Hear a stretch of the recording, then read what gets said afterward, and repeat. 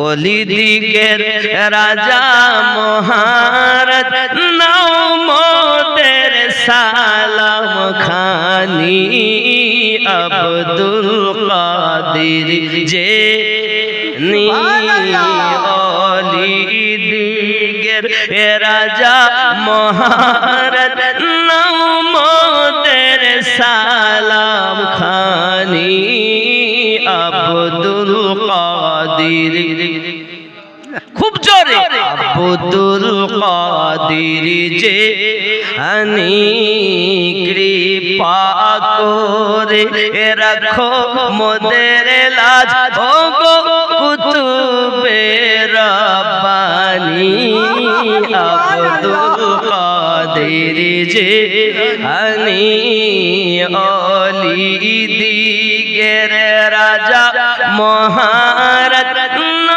মোদের সালাম খানি আব্দুল রসুল পাকের তুমি পিয়ার মাওলা আলী নয়ন তারা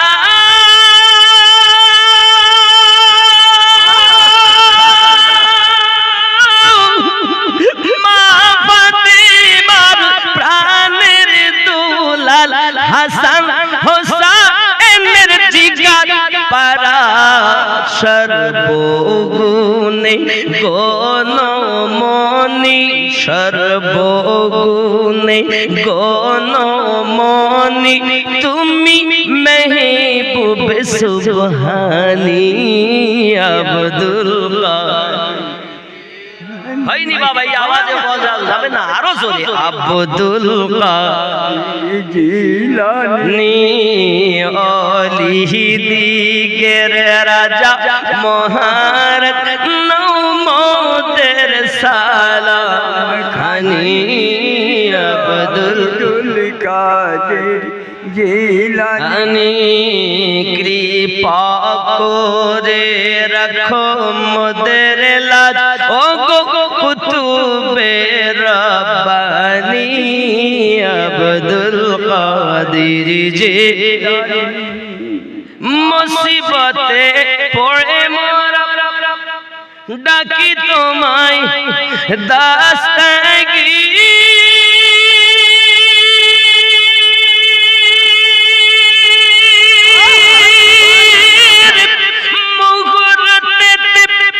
উদ্ধার করো ও গো মোদের পীর জোরে বলো সুবহানাল্লাহ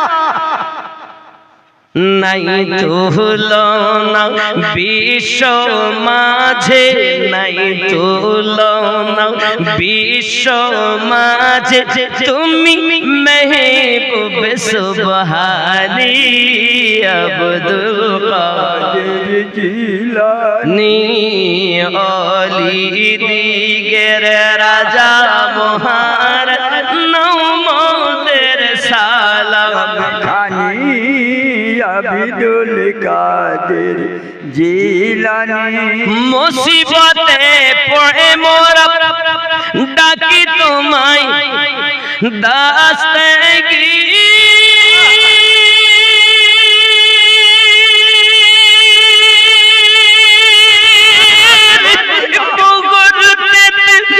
উদ্ধার করো ও গো মোদের পীর নাই তুলনা বিশ্ব মাঝে তুমি মেহবুব সুবহানি আব্দুল কাদের জিলানী আরো জোরে আব্দুল কাদের জিলানী হে বাবা আপনার ওনার নাম নিতে কষ্ট হচ্ছে ওলিদের সম্রাট তিনি আব্বাজি শুধু তাই নয় আরো একটি এর সঙ্গে আরেকটি কলি বলি নজদি ওয়াহাবির ফিতনায় পড়ে যায় বুঝি মোদের ঈমান বেদিন দিকে অত্যাচারে বড়ই মোরা পেরেশান পাঞ্জাতা প্রাণের দুহাই তোমার, পাঞ্জা প্রাণের দুহাই তোমার, কত মুশকিল আসানি আব্দুল কাদের জিলানী অলি দিগের রাজা মহারাজ মোদের সালাম খানি আব্দুল কাদের জিলানী। গৌসে পাক আমার বললেন বাবা আপনি কি আমায় চেনেন? না না না, এলাকায় খুঁজতেছি আব্দুল কাদের, খুঁজে খুঁজে হয়রান হয়ে গেছে, আমার অর্থ সব শেষ হয়ে গেছে। বলে আমাকে চেনেন? আপনি যাকে খুঁজতেছেন সেই আব্দুল কাদের হলাম আমি। সুবহানাল্লাহ। তাহলে আপনি এটা আপনার খাবার। উনি বলছেন, আগে বলেছেন আমারও না তোমারও না, আরে আমি তো আপনাকে কেন? আমি তো শুনেছি বাগদাদের সর্বশ্রেষ্ঠ আলেম আপনি, আপনি মর্দে কালান্দার আল্লাহর মেহবুব, কিন্তু এই হালাত কেন? ইশক আমাকে এমন বানিয়েছে। সরকারে আলা হযরত আজিমুল বরকত আলাইহি रहमत दीवान बोले, आए इश्क तेरे सदके चलने से छूटे सस्ते, जो आग बुझा देगी वो आग लगाई है। सुभान अल्लाह। ये আলাদা আশিক আলাদা।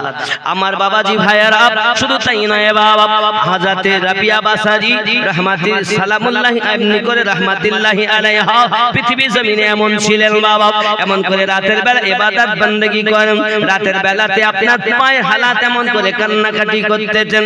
আল্লাহ আমার মনিবকে আপনি হেদায়েত দিন, আমার মনিবকে আল্লাহ আপনি কলেমা নসিব করে দিন, আমার মনিব যেন আল্লাহ তোমার পাগল হয় তৌফিক দিন, এমন করে আপনার দোয়া চাচ্ছেন। ওই মনিব রাতের বেলাতে না ঘুমিয়ে সারা রাত আপনার ঘুরতেছেন, ঘুরতে ঘুরতে কি মনে হয়েছে, ওই দিন রাবিয়ার ঘরের দিকে যেই না আপনারা গিয়ে গেছেন, রাবিয়ার ঘরের দিকে এগিয়ে যাওয়ার পরে দেখে আকাশ থেকে একটা নূরের শিকল ঘরে প্রবেশ করে, আর ওই শিকলের মাঝে যেন একটি হ্যালোজিনের মতো আলো জ্বলে, আর ওই আলোয় পড়ে রাবিয়া আল্লাহর দরবারে ফরিয়াদ করে, মালিক আমার মনিবকে তুমি হেদায়েত দান করো। সুবহানাল্লাহ। মনিব চিন্তা করছে, আল্লাহ যে মেয়েটাকে আমি এত আঘাত করলাম, ওই মেয়েটা আমার জন্য দোয়া করে, সত্যি আমার আঘাত করা ভুল হয়ে গেছে, আমার অপরাধ হয়ে গেছে। মনিবের আর ঘুম হয় না, সারা রাত অপেক্ষা করে রাবিয়ার জন্য। সকালবেলা ইশাকের নামাজ পড়ে যখন আম্মা আমার চলেছেন ওনার বাড়ি কর্মে, এমন সময়তে ডাক দিচ্ছেন, মা রাবিয়া কাছে আয় না মা। যেই না কাছে এসেছেন সঙ্গে সঙ্গে আপনার কিনা বলছেন, মা আমাকে তুমি মাফ করে দাও, আমাকে তুমি ক্ষমা করে দাও, আমি তোমার প্রতি অত্যাচার করে বড় ভুল করেছি, কারণ তোমার মতো নেককারিনী মেয়ে আমি জীবনে চোখে দেখিনি মা। আমি তোমাকে এত আঘাত করলাম, তারপরও তুমি আমার জন্য দোয়া করছো, আমার হেদায়েতের জন্য দোয়া করতেছো। সঙ্গে সঙ্গে রাবিয়া বাসারি বলে, আপনি আমার বাপ তুল্য, চাচাজির মতো, বাপের মতো, আমি আপনার কথা মনে রাখিনি, মাফ করে দিলাম। এমন মাফ যখন করে দিয়েছে, সঙ্গে সঙ্গে মুনিব বলছেন, মা রাবিয়া আজ থেকে তোমাকে আমার ঘরে দাসী হয়ে জীবন যাপন করতে হবে না, তুমি আমার কন্যার মতো বাড়ি থাকবে। সুবহানাল্লাহ। আজ থেকে আজাদ, যেখানে ইচ্ছা তুমি যাও, বাধা নাই। রাবিয়া বাসারি দেখেন, আমি যখন জায়গায় এলাম, জায়গা আমার পরিষ্কার হয়ে গেল। এবার উনি বলছেন, চাচাজি আমার মন ভালো লাগে না, আমি শুনেছি ইলমে মারিফাত হাসিল করার জন্য আল্লাহর একজন প্রিয় বান্দা আছে নিকটে, যার নাম হলো হযরত হাসান বসরি রাহমাতুল্লাহ আলাইহি। যদি বলুন না সুবহানাল্লাহ। হযরত হাসান বসরি রাহমাতুল্লাহ আলাইহির কাছে রাবিয়া বাসারি গেলেন, যাওয়ার পরে উনি আপনার কিনা বায়াত গ্রহণ করে নিলেন। আরো জোরে বলুন সুবহানাল্লাহ। কারণ মহান আল্লাহ পাক কোরআন মাজিদের সূরা আল কাহফের 17 নম্বর আয়াতের ভিতরে জানিয়েছেন, বিসমিল্লাহির রহমানির রহিম।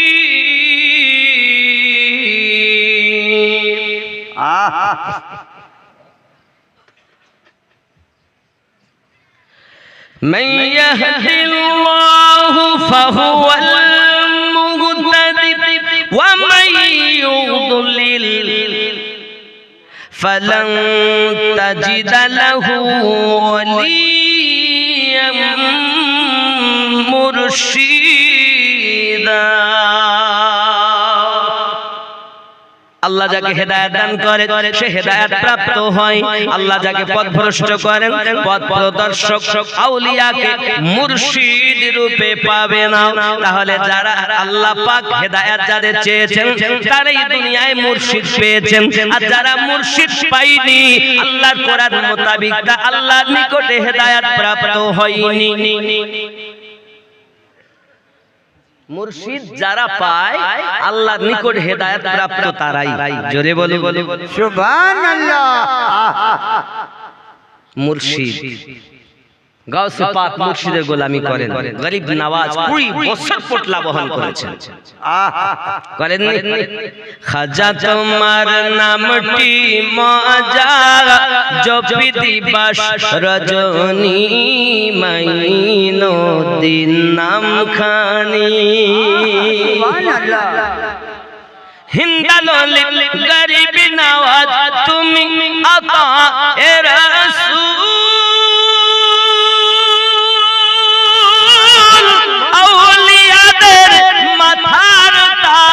চিশতিয়া তরিকার মূল তোমার প্রতি সহায় অতি খাজা ওসমান হারুনি মাইনুদ্দিন নাম খানি। খাজা তোমার নামটি মজা জপি দিবাস রজনী মাইনুদ্দিন নাম। জোরে বলুন না সুবহানাল্লাহ। বন্ধুরে আমার তুমি কোন ক্ষেত্রে পোতা বলো যে তোমার মুরিদ হতে হবে না? কে বলেছে তোমার মুরিদ হতে হবে না? আব্বাজি আমার এই জন্য তো বলা হয়েছে মন ভক্তি ভরে মুর্শিদ ধরে কর সাধনা। মন ভক্তি ভরে মুর্শিদ ধরে ওগো কর সাধনা, সঠিক পথে পাবে সন্ধান হেলা করো না। মন ভক্তি ভরে মুর্শিদ ধরে ওগো কর সাধনা।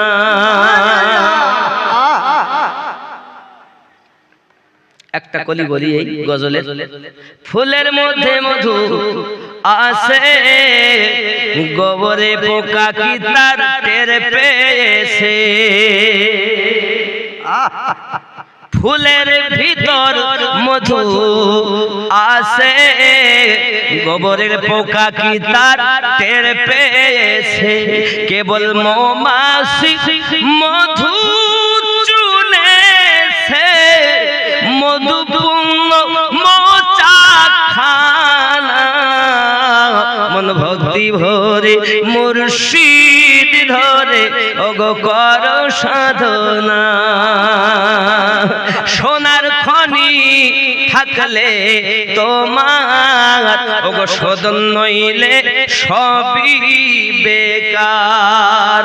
সদনকারী হয় স্বর্ণকার, সদনকারী হয় স্বর্ণকার, এসিটি পুড়ি করে পাকা সোনা। মন ভক্তি ভরে মুর্শিদ ধরে কর সাধনা। তুমি পীর ধরবা না, সাধনা করবা কচু পাও, কিছুই জানো না। ইবাদতের মর্ম, ইবাদতের হাকিকাত তুমি জানো, হাকিকাত জানো, ইলমে তাসাউফ হাসিল করো। আজ কত দল, কত মত, কত পথ, কিন্তু ইলমে তাসাউফের অভাব বলি এত। আর ইলমে তাসাউফ যদি আমাদের ভিতরে থাকতো তাহলে এই জিনিসগুলো আমাদের মধ্যে থেকে দূরে সরে যেত। অভাব একটি, সেটা ইলমে তাসাউফ। মসজিদ সুন্দর, নামাজিও ভর্তি। আল্লাহ রাসূল বলেন কিন্তু এমন হালাত হবে মানুষের ভিতরে যে জিনিসটি দরকার ওটাই থাকবে না। তার নাম কি? তার নাম কি? ঈমান। বাপজি, আগে ছিল মসজিদ কাঁচা, মানুষ ছিল ইমানদার পাকা, আর এখন মসজিদ হলো খুব পাকা, ইমানদার বড়। ঠিক না বলে? সুন্দর লক্ষ লক্ষ টাকা ব্যয় করে মসজিদ করছে, কিন্তু আসল জায়গায় খালি। আর আমি আপনাদের কদমে হাত রেখে বলি, বাপ আগে এই জায়গাটা ঠিক করে। চেহারা সুন্দর করার জন্য কত রকমের সাবান, ফেস ওয়াশ, কত রকমের ক্রিম ব্যবহার করি। কেন? এটাকে মানুষ দেখবে। এটাকে কে দেখবে? মানুষ দেখবে। তাই চেহারার জন্য যদি এত ট্রিটমেন্ট করতে হয়, তা দিলটা আল্লাহ দেখেন, আল্লাহ চেহারা দেখেন না। তা মানুষ দেখার জন্য যদি এত ট্রিটমেন্ট করতে হয়, তা যে দিল আল্লাহ দেখেন, সে দিলটা আমাদের কেমন ট্রিটমেন্ট করা দরকার। একবারও করেছে? একবার করে। এই বিচার নাই আমাদের মধ্যে। হযরত রাবিয়া বাসারি রাহমাতুল্লাহি আলাইহা মুরিদ যখন হলেন ওনার কাছে, মুরিদা হয়ে গেলেন।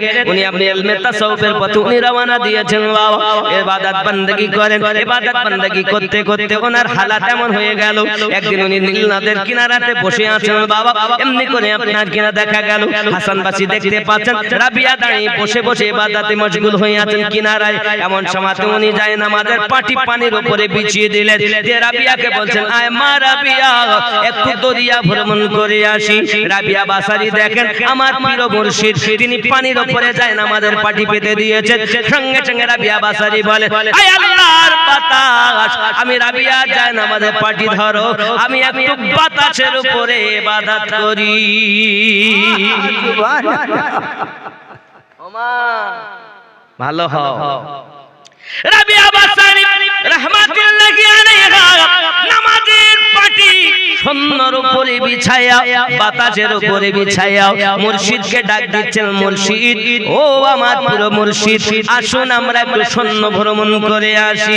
আব্বাজি আমার সোনা মানিকেরা খুব ভালো করে মাথায় রাখুন। এমন সময় তিনি বলছেন, আপনি যাহা করেছেন ওটা তো আপনার কিনা মাসি মশাতে করতে পারে, আমি যেটা করেছি এটা পাখিরাও করতে পারে।